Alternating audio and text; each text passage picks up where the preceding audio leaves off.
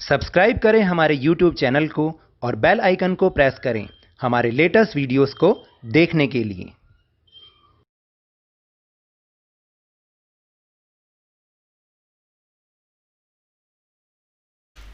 Hello and welcome to Lavneesh sir की class.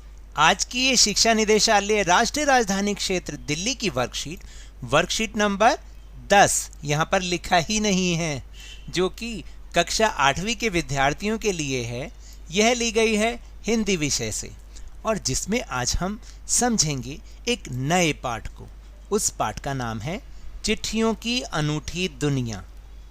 चिट्ठियाँ वाकई ही हमारे मन के उद्गारों को सामने लाने का एक बहुत ही बढ़िया ज़रिया, बहुत ही बढ़िया माध्यम। यानी चिट्ठी में हम अपने मन में जो भी हमारे भाव आ रहे होते हैं किसी के भी प्रति, चाहे वो हमारा दोस्त हो, चाहे वो हमारा भाई हो, बहन हो, जो दूर रहते हों, जब हम उन्हें चिट्ठी लिखते हैं तो वाकई ही हमारे मन के जो हमारे मन में होता है वैसा का वैसा ही उसी भाव से हम उस चिट्ठी में लिखते हैं। और जो कि क्योंकि हमने उसको अपने हाथ से लिखा हुआ होता है इसलिए वो हमारे प्रियजनों को और ज़्यादा संवेदित करता है, मतलब उनको उनके अंदर उन संवेदनाओं को जगाता है कि जिस भाव से हमने लिखा है उसी भाव से वो समझते भी हैं। ख़ास तौर से आप देखिए जो सेना में लोग होते हैं ना, जब उनके घर वाले उनको चिट्ठियाँ लिखते हैं या वो अपने घर वालों को चिट्ठियाँ लिखते हैं तो वो इतनी भावुक होती है कि पढ़ते के साथ ही शायद रोना आ जाए, या कई बार खुशी की होती है तो वो पढ़ते के साथ ही ऐसा लगता है कि बस चारों तरफ खुशियाँ ही खुशियाँ हैं।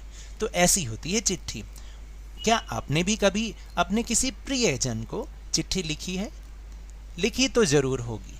हाँ, मेरे समय में तो चिट्ठियों का चलन बहुत ज़्यादा था, आज भी है, क्योंकि ये चिट्ठियाँ कभी भी एसएमएस का स्थान जो है वो उसका ऑप्शन बन ही नहीं सकती, क्योंकि एसएमएस तो एक बिल्कुल ही अलग चीज़ है। तो चलिए अब हम जानते हैं कि आज की इस वर्कशीट में इसी के बारे में क्या लिखा है, तो समझते हैं मेरे साथ और शुरुआत करते हैं।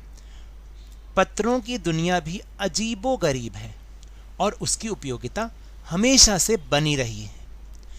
पत्र जो काम कर सकते हैं ना, वह संचार का आधुनिकतम साधन भी नहीं कर सकता है। पत्र जैसा संतोष फ़ोन या एसएमएस का संदेश कहाँ दे सकता है?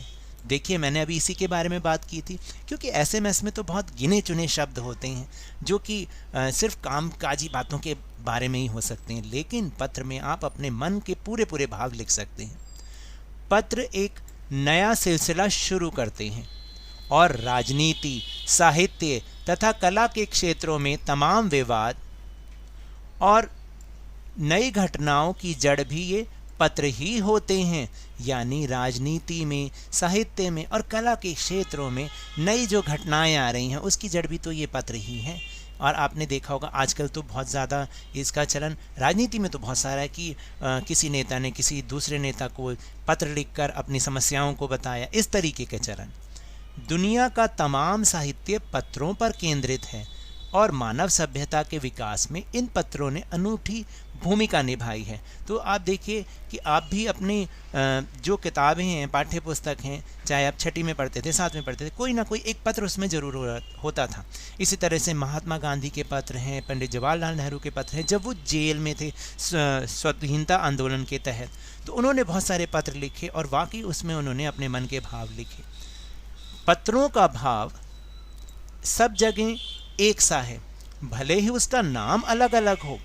आपको पता है पत्र को अलग अलग भाषाओं में अलग अलग शब्दों से पुकारा जाता है। जैसे पत्र को उर्दू में खत, संस्कृत में पत्र, कन्नड़ में कागद, तेलुगु में उत्तरम, जाबू और लेख तथा तमिल में कडिद कहा जाता है।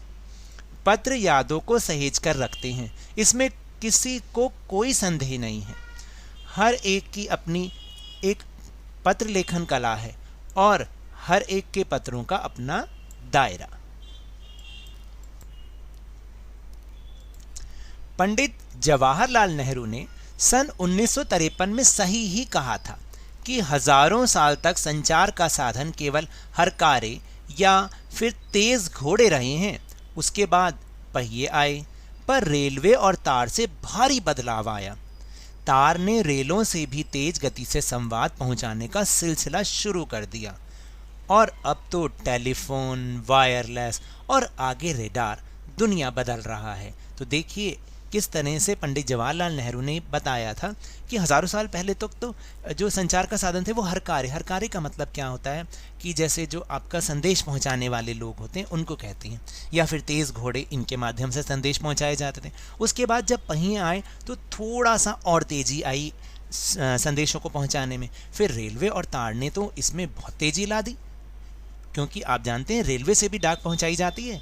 और तार जो कि आज अब ये सेवा बंद हो चुकी है। तार क्या होता था, बहुत सीमित शब्दों में अपने संदेश को आप दूसरे लोग तक पहुंचाते थे और वो संदेश बहुत जल्दी पहुंचता था। लेकिन अब तो टेलीफोन भी आ गया, वायरलेस यानी मोबाइल फ़ोन आ गया और रेडार से बहुत जल्दी हमारे संदेशों को एक दूसरे तक पहुंचाया जा सकता है। तो यहाँ पर कुछ इसमें कठिन शब्द भी आए हैं जिन्हें आपको अपनी हिंदी की कॉपी में लिखने हैं। तो वो कौन कौन से शब्द हैं, चलिए समझते हैं। उपयोगिता, उपयोगिता का मतलब है आवश्यकता। फिर है संचार, यानी कि बातचीत या सूचना का आदान प्रदान, लिखा था ना ऊपर संचार का साधन। आधुनिकतम यानी सबसे नया। संतोष यानी तृप्ति या फिर शांति। उसके बाद है साधन, साधन का मतलब है उपकरण। फिर है सिलसिला यानी चलन। उसके बाद है तमाम यानी पूरा या संपूर्ण। विवाद यानी झगड़ा। केंद्र आधारित, केंद्रित का मतलब होता है आधारित। सहेज कर यानी संभाल कर। और फिर उसके बाद है संदेह, संदेह मतलब शक करना किसी के ऊपर। दायरा मतलब क्षेत्र। अहमियत मतलब महत्वता यानी इम्पोर्टेंस। और हर कार्य का मतलब संदेश या चिट्ठी ले जाने वाला, जैसे कि अभी मैंने आपको समझाया। तो चलिए अब हम चलते हैं अपने प्रश्नोत्तर पर, जो कि बहुत आसान है और इसी गद्यांश पर आधारित है। तो पहला प्रश्न है कि आपके अनुसार पत्र, फ़ोन और SMS एक दूसरे से कैसे अलग अलग हैं। तो यहाँ मैंने अपने सुझाव लिखे हैं, आप अपने भाव भी खुद व्यक्त कर सकते हैं। जैसे पत्र जो है वो व्यक्ति की स्वयं की हस्तलिपि में होते हैं, यानी खुद लिखित होते हैं, और पत्रों द्वारा हम अपने मनोभावों को खुलकर व्यक्त कर सकते हैं। लेकिन फ़ोन, SMS द्वारा केवल कामकाजी बातों को संक्षिप्त रूप में ही व्यक्त कर सकते हैं। इसके बाद प्रश्न नंबर 2 है कि पत्र किस तरह महत्वपूर्ण भूमिका निभाते हैं। यहाँ थोड़ा टेक्स्ट ज़्यादा था इसलिए मैंने उसको थोड़ा छोटा कर दिया है। पत्र व्यक्ति की स्वयं की हस्तलिपि में होते हैं, जो कि प्रियजन को अधिक संवेदित करते हैं। वे राजनीति, साहित्य तथा कला के क्षेत्रों में तमाम विवाद और नई घटनाओं की जड़ भी होते हैं। दुनिया का तमाम साहित्य पत्रों पर ही केंद्रित होता है और मानव सभ्यता के विकास में भी यह पत्र बहुत महत्वपूर्ण भूमिका निभाते हैं। फिर प्रश्न नंबर 3 है, नीचे दी गई भाषाओं में पत्र को क्या क्या कहा जाता है। अभी अभी हमने समझा। कन्नड़ में कागद कहते हैं, तमिल में कडिद बोलते हैं, उर्दू में हम उसे ख़त कहते हैं, फिर तेलुगु में लेख, संस्कृत में पत्र और हिंदी में चिट्ठी कहते हैं। उसके बाद है प्रश्न नंबर 4, हमारे देश में रोज़ लगभग कितनी चिट्ठियां डाक में डाली जाती हैं। जो महामारी की स्थिति अभी चल रही है, आपके अनुसार उसमें कितनी चिट्ठियां डाक में रोज़ डाली जा रही होंगी।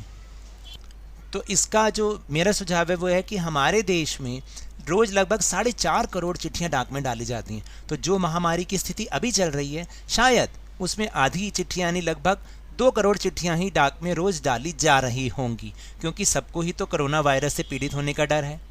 फिर है 5वां प्रश्न, पंडित जवाहरलाल नेहरू जी के अनुसार हज़ारों साल पहले संचार के साधन क्या थे और बदलते बदलते क्या हो गए हैं। तो पंडित जवाहरलाल नेहरू जी के अनुसार हज़ारों साल पहले संचार के साधन केवल हलकारे या फिर तेज़ घोड़े रहे हैं। उसके बाद पहिए, रेलवे और तार, और बदलते बदलते अब टेलीफोन, वायरलेस और रेडार हो गए हैं। अब जो छठा प्रश्न है वो गतिविधि है, जिसको आपको खुद करना है। तो मैंने तो उसमें थोड़ा सा आपको हेल्प करने की कोशिश की है कि अनूठी, यानी अनूठी का अर्थ होता है निराली, यानी विशेष रूप से सबसे अलग। अब जिस प्रकार चिट्ठियों की दुनिया अनूठी है, उसी प्रकार आपके जीवन में या आसपास क्या क्या अनूठा है उसे एक पिटारे में सहेजकर दिखाइए। आप एक पिटारे यानी बॉक्स का चित्र बनाकर या चिपकाकर उसमें अनूठी बातों को भी लिख सकते हैं, या अनूठी वस्तुओं के चित्र बनाकर चिपका भी सकते हैं। तो आप यहाँ पर एक बॉक्स का चित्र बना सकते हैं जिस पे कुछ कुछ अनूठी बातें लिख सकते हैं। तो देखिए जो मेरे पास अनूठी चीज़ है वो मैंने यहाँ लिख दी है कि मेरे पास अनूठी चीज़ के रूप में बहुत पुराने समय के सिक्के हैं, जो क्योंकि मुझे उनको इकट्ठा करने का शौक़ है। ऐसे ही आपके पास भी कुछ अनूठी चीज़ें हो सकती हैं, उसके चित्र उस पर चिपका सकते हैं या उस पर उनके बारे में लिख सकते हैं। तो ये आपको स्वयं से करना है। तो ये तो थी आज की वर्कशीट। अगर मेरे इस तरह समझाने से आपको थोड़ा सा भी समझ में आया हो तो इस चैनल को ज़्यादा से ज़्यादा सब्सक्राइब कीजिए, लाइक कीजिए और बहुत ज़्यादा शेयर भी कीजिए। और हाँ, मेरे साथ इसी तरह आसानी से वर्कशीट को समझते रहिए, लेकिन ध्यान और मन लगाकर पूरी मेहनत और लगन के साथ पढ़ते रहिए। और अगर आपको कोविड यानी कोरोना वायरस से बचना है तो नियमित रूप से अपने हाथों को साबुन और पानी से जरूर धोएं, मास्क जरूर पहनें, क्योंकि जब तक कोई दवाई नहीं तब तक कोई ढिलाई नहीं। धन्यवाद।